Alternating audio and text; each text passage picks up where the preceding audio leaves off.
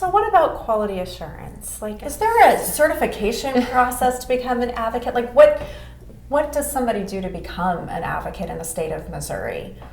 So this is such a great question. We are incredibly lucky in Missouri. We have a state coalition, these people, with really clear standards and guidelines about how to run our programs. And so while advocacy, the act of providing support to someone in a vulnerable situation, is a very human skill, and I think it's a skill that anyone can learn, we have standards for how we teach it. So anyone who's providing advocacy to sexual assault victims has to go through minimum 40 hours of training on a variety of different topics, including the information about the criminal justice system, our codes of ethics and standards and confidentiality.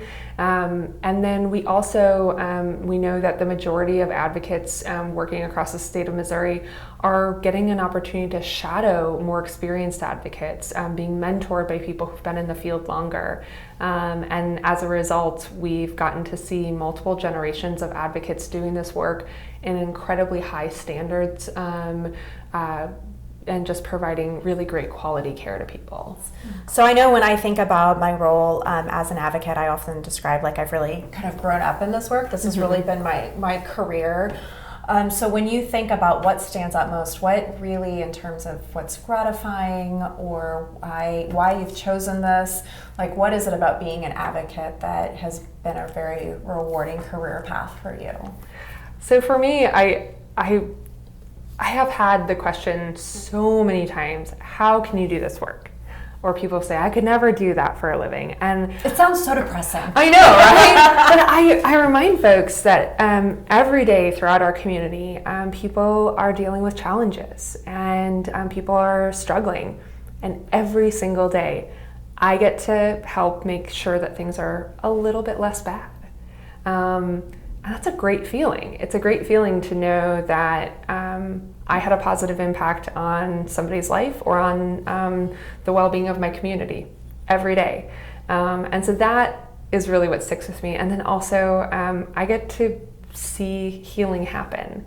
I get to see people recover, and I get to see resilience every day. So for me, that makes it really easy to come back. Yeah, I love how you highlighted the resiliency, because that's one of the things I'll often quickly point out to someone when it's like, how can you do that? It sounds so depressing. It can be, and the resiliency I see in individuals is so motivating, and it just is kind of awe-inspiring about what people can go through and how they overcome, and to see that is really rewarding. Yeah, and we work with passionate people every day.